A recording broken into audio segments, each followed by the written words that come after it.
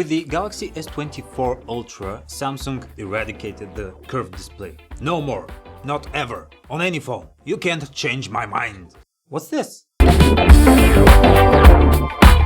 This is the OnePlus 12, the ultimate flagship from the company, well, OnePlus. You probably have heard of them. They used to be a niche enthusiast brand, but they've slowly and surely expanded and established a footing in markets like the US and the EU.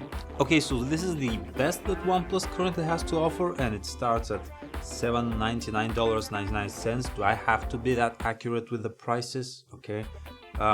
And this is the best that Samsung has to offer, and starts at $1,299.99. And they both have their differences, obviously. You can probably pause and ask, are there $500 worth of differences in here? Alright, from the top, we have a very different approach to design on both of these phones, and I can easily see how you can prefer one or the other. By the way, if you think the green finish on the OnePlus 12 is a bit tacky, it is also available in black, but that's it. That's all the color options. The Galaxy S24 Ultra does win in color options with violet, yellow, orange, green, blue, black and grey.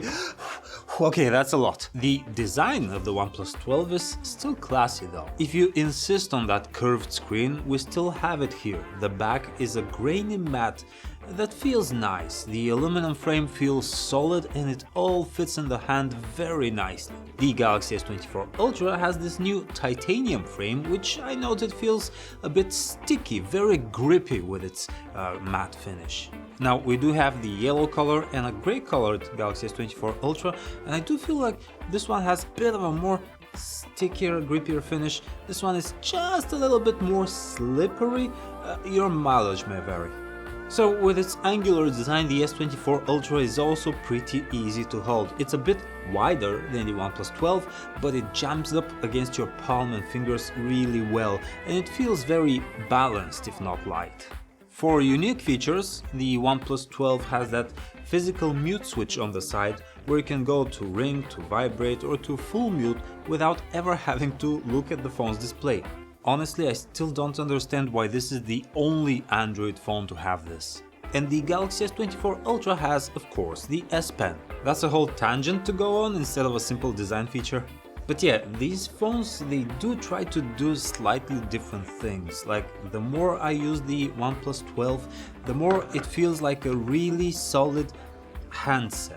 Just the layout of things, the options, the functions and features. And the Galaxy S24 Ultra, well, you know, it wants to be everything. Phone, a drawing pad or a desktop machine with Samsung DeX. So let's try to dissect these differences even more.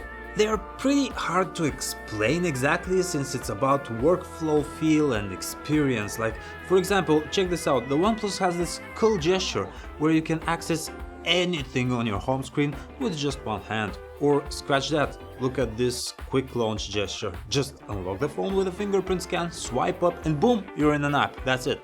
Once unlocked, you can have this very basic sidebar for your favorite apps. You can go into split screen by swiping up with 3 fingers. You can open an app in floating window by going into the app's cartwheel and tapping on the triple dot menu. Yeah, that last part, it's not fast or intuitive and it doesn't work for a lot of apps, including YouTube, which is a bit confusing. Now, Samsung has the multitasking workflow down a bit better. For a floating window, just swipe down from the corner of the app. And it works for more apps, including YouTube. The sidebar can hold your favorite split-screen apps preset and ready to go. And you have a lot more sidebar widgets to choose from, with some useful tools and gadgets in there. The S Pen allows you to take notes and draw. Before, you were able to use the Galaxy S software to transform handwritten notes into typed text. Now you can ask the Galaxy AI to do this and to summarize a note if it happens to be too long. Then there's DeX, which is a whole can of worms. Connect an external monitor and the Galaxy S24 becomes a desktop machine. So Samsung obviously has more tricks in its utility belt thanks to years of experimenting and just throwing stuff at the wall. I'd say that this one has the core smartphone experience down. This one has a few things extra to push it in that premium category. Speaking of premium, that display on the Galaxy is just gorgeous. And yeah, it's an AMOLED panel, same as on the OnePlus, but you've probably heard the new Corning Gorilla Armor reduces reflections by so much and truly lets the display pop out at you. But otherwise, both are high-res screens with up to 120Hz refresh rates for smooth animations and HDR support.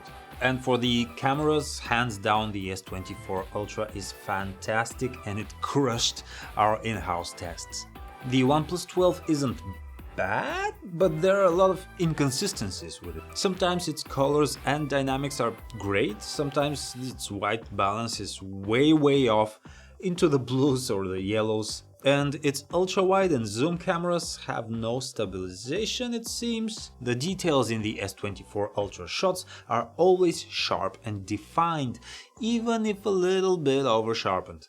In OnePlus 12 shots they can be a bit too soft by comparison, but I wouldn't say the camera lacks detail. It does need some more dynamic range adjustments though, because it often gave us underexposed shots with crushed shadows. In general, the OnePlus 12 camera is okay, but it falls behind the Pixels, the iPhones and definitely the Galaxies. But the performance of these phones is fantastic. They have the Qualcomm Snapdragon 8 Gen 3 processors. Inside the Galaxy it's a bit overclocked since Samsung has that partnership going with Qualcomm. Their touch response is great, animations are fast and apps open instantly, obviously. For battery they gave us mixed results. The OnePlus blew the Galaxy out of the water for video streaming, but then the Galaxy did a bit better in pure browsing, then back to the OnePlus for slightly better endurance in 3D gaming. But our daily experience with these phones show that they are dependable. They will certainly last you a day on a full charge. Now, if you are in a pinch, the OnePlus 12 is much faster to charge with its 80-watt Super VOOC charger, 0 to 100 in less than 40 minutes. It takes the Samsung about 70 minutes to do the same. And then, of course, we have to mention software support. Now, OnePlus promises 4 years of Android updates, 5 years security patches, which is pretty good, pretty respectable. Samsung now promises 7 years of Android updates. That's pretty crazy. Google recently made the same promise with the new Pixel 8s. We just haven't seen such an update cycle play itself out yet. I am very curious to see the plan executed in terms of timely updates and the quality of the software that's going to be arriving throughout those 7 years. But on paper it sounds like a very good investment. So is the OnePlus 12 a flagship killer? Is the Galaxy S24 Ultra worth the extra money? The answer to both of these questions could be yes. Okay, if I don't want to spend a lot of money on a flagship and camera is not my top priority, the OnePlus 12 is a very solid smartphone.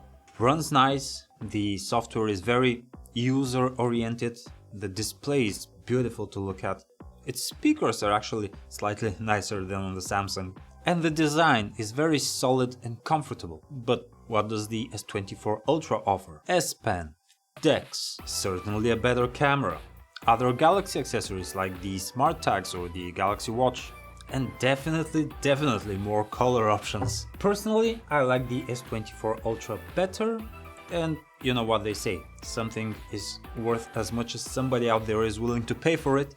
A lot of people can be perfectly happy with these, maybe you. Oh, and if you don't subscribe, I'm going to force you to use an HTC phone for the entirety of 2024. See you next time.